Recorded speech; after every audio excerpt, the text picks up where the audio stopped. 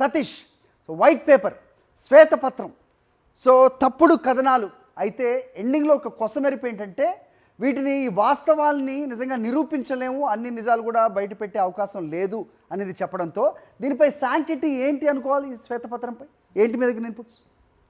హరి, వరుసగా ముఖ్యమంత్రి చంద్రబాబు విడుదల చేసినటువంటి శ్వేతపత్రాలు, గతంలో విడుదల చేసినటువంటి 3 శ్వేతపత్రాలు ఎలాగైతే అబద్ధాల పత్రాలు, అసత్యాల పత్రాలు, ఆరోపణల పత్రాలుగా మిగిలిపోయాయో, నిన్న విడుదల చేసినటువంటి భూములు, అదేవిధంగా ఆ మైనింగ్ సంబంధించినటువంటి ఆ శాఖలపైన ఇచ్చినటువంటి శ్వేతపత్రం కూడా అబద్ధాలతో నిండిపోయినటువంటి పరిస్థితి. వైఎస్ జగన్మోహన్ రెడ్డి ప్రభుత్వంలో భూ సంస్కరణలు దేశంలో ఏ రాష్ట్రంలో లేని విధంగా తీసుకొచ్చి దాదాపుగా 25 లక్షల మంది రైతులకు ఆ మేలు చేసేలా నిర్ణయాలు తీసుకుంటే వాటన్నిటిని అవినీతి ముద్ర వేసేటువంటి ప్రయత్నం చేశారు. అయితే చంద్రబాబు స్వయంగా చెప్పారు, వీటి ఆధారాలు ఏవీ ఎస్టాబ్లిష్ చేయలేవు. అంటే స్వయంగా ఒక ముఖ్యమంత్రి ప్రభుత్వ అధినేతగా ప్రస్తుతం ఉన్నారు, ఆధారాలు లేకుండానే శ్వేతపత్రం విడుదల చేశారు. వాస్తవానికి శ్వేతపత్రం అంటేనే పూర్తిగా అది ఒక అఫిడవిట్ తరహాలో ఉంటుంది. అలాంటి శ్వేతపత్రాన్ని ఆధారం లేనటువంటి శ్వేతపత్రం విడుదల చేయడం అనేది సర్వత్రా విమర్శలు పాలైంది. అదే అనేక అంశాలు ఏవైతే మైనింగ్ సంబంధించి చంద్రబాబు హయాంలో కేవలం ఏడాదికి 2,000 కోట్ల ఆదాయం వస్తే వైఎస్ జగన్మోహన్ రెడ్డి ప్రభుత్వ హయాంలో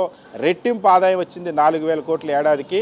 సో 10,000 కోట్ల రెట్టింపు ఆదాయం పెరిగితే అందులో 19,000 కోట్ల అవినీతి జరిగిందంటూ అబద్ధం చెప్పినట్టు పరిస్థితి. మరి అలాంటప్పుడు నిజంగానే అదే వాస్తవం అయితే చంద్రబాబు హయాంలో 10,000 కోట్లు తక్కువ ఆదాయం వచ్చింది, అక్కడ ఏ స్థాయిలో అవినీతి జరుగుతుందో అని ఒక చర్చ సాగుతున్నటువంటి పరిస్థితి. అదేవిధంగా ఇసుకకి సంబంధించి చంద్రబాబు హయాంలో ఉచిత ఇసుక పేరుతో తెలుగుదేశం పార్టీ నేతలు పెద్ద ఎత్తున దోపిడీ చేసి ప్రభుత్వ ఖజానాకు ఒక్క రూపాయి కూడా రానివ్వలేదు. కానీ వైఎస్ జగన్మోహన్ రెడ్డి ప్రభుత్వంలో ప్రభుత్వం అధికారికంగా ఇసుకకి సంబంధించినటువంటి ధరలు వసూలు చేయడం వల్ల ప్రభుత్వానికి ఆదాయం కూడా వచ్చినటువంటి పరిస్థితి ఉంది. సో దాన్ని కూడా అవినీతి కొంత ముద్రేసేటువంటి ప్రయత్నం చేసి వీటన్నిటితో పాటుగా దళితులకు ఇచ్చినటువంటి అసైన్డ్ భూములకు సంబంధించి ఇప్పటివరకు 20 ఏళ్లకు పైబడి సాగు చేసుకున్నటువంటి దళితులకు వాళ్ళ భూములపైన ఎట్టకేలకు ఇన్ని దశాబ్దాల తర్వాత సాగు హక్కులు కల్పించి వాళ్ళకి దళితుల్ని ఆ భూములకి యజమానిగా చేసి వాళ్ళకి అమ్ముకునేటువంటి హక్కు, వాళ్ళ ఇంట్లో ఉన్నటువంటి ఆడపిల్లలకి పెళ్ళిళ్ళకి కానీ పిల్లలకి సంబంధించిన చదువులకు కానీ వాళ్ళు ఏదైనా ఆరోగ్యమైన సమస్య వస్తే వాటికి ఉపయోగించుకునేటువంటి అవకాశాన్ని కల్పిస్తే అది ఏకంగా 40,000 ఎకరాల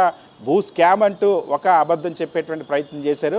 అంతేకాకుండా శ్వేతపత్రంలో వాస్తవానికి అన్ని అంశాలు కూడా ప్రస్తావించాల్సి ఉంది. ఇది ఇక్కడెక్కడ కూడా చంద్రబాబు ఆ కుమారుడు నారా లోకేష్ తోడల్లుడు గీతం భరత్కి సంబంధించినటువంటి గీతం విద్యా సంస్థల భూ ఆక్రమణల మీద మాత్రం ఎక్కడ ఈ శ్వేతపత్రంలో ప్రస్తావించకపోవడం అనేది ఆశ్చర్యం. అదేవిధంగా గత 5 సంవత్సరాల్లో అమరావతి ప్రాంతంలో జరిగినటువంటి భూ దోపిడీని రాష్ట్ర ప్రభుత్వం అనేక విచారణలు జరిపింది. వాటికి సంబంధించిన వాస్తవాలు కూడా అసైన్డ్ భూములు ఏ విధంగా కొట్టేశారో కూడా బయటపెట్టింది. కానీ వాటిని కూడా ఈ శ్వేతపత్రంలో ఎక్కడ కూడా చంద్రబాబు ప్రస్తావనకు తేలేదు. మరొక వైపు ఆ పార్టీ కార్యాలయాలకు సంబంధించి వైఎస్ఆర్ కాంగ్రెస్ పార్టీ కార్యాలయాలకు భూ స్థలాలు కేటాయిస్తే దాన్ని ఒక అవినీతి కింద చిత్రీకరించేటువంటి ప్రయత్నం చేశారు. వాస్తవానికి తెలుగుదేశం పార్టీ చంద్రబాబు హయాంలో ఏ జీవో ప్రకారం టీడీపీ ఆఫీసులకు స్థలాలు కేటాయించుకున్నారో అదే జీవో ప్రకారం స్థలాలు కేటాయించారు. సో తెలుగుదేశం పార్టీ చేస్తే మాత్రం ఒప్పు, వైఎస్ఆర్ కాంగ్రెస్ పార్టీ చేస్తే తప్పని తరహాలో ప్రచారం చేశారు. సో అన్ని అంశాల్లో కూడా చంద్రబాబు ఈ శ్వేతపత్రంలో కూడా అబద్ధాలు చెప్పారన్నటువంటి విమర్శలు అయితే సర్వత్రా వెల్లువెత్తున్నటువంటి పరిస్థితి. రైట్, రైతులకు ఇచ్చిన పరిహారం పైన కూడా దాన్ని కూడా తప్పు పట్టడాన్ని ఏ విధంగా చూడాలి? క్లుప్తంగా చెప్పండి సతీష్. సో వాస్తవానికి రైతులకి వాళ్ళతో నెగోషియేషన్ జరిపి రైతుల అంగీకారం ఇచ్చిన తర్వాత పేదలకు ఇళ్ల పట్టాలు ఇవ్వడానికి, అది కూడా ఏదో అమరావతి లాంటి ఒక రియల్ ఎస్టేట్ ఆ మోడల్ కోసం కాదు, పేదలకు ఇళ్ల పట్టాలు ఇవ్వడం కోసం గత ప్రభుత్వం రైతులతో మాట్లాడి వారికి అక్కడ ఉన్నటువంటి మార్కెట్ ధర ప్రకారం కాంపన్సేషన్ చెల్లించినప్పుడు రైతు సంతోషంగా ప్రభుత్వానికి భూములు ఇచ్చేటువంటి పరిస్థితి ఉంటుంది. దాన్ని ఒక అవినీతి కింద చిత్రీకరించేటువంటి ప్రయత్నం చేశారు. చంద్రబాబు హయాంలో ఒక్క పేద వాడికి కూడా ఇళ్ల స్థలం ఇచ్చినటువంటి దాఖలాలే. గత ప్రభుత్వం 31,000 ఆ ఇళ్ల స్థలాలు ఇచ్చినట్టు 31 లక్షల మందికి ఇళ్ల స్థలాలు ఇచ్చింది.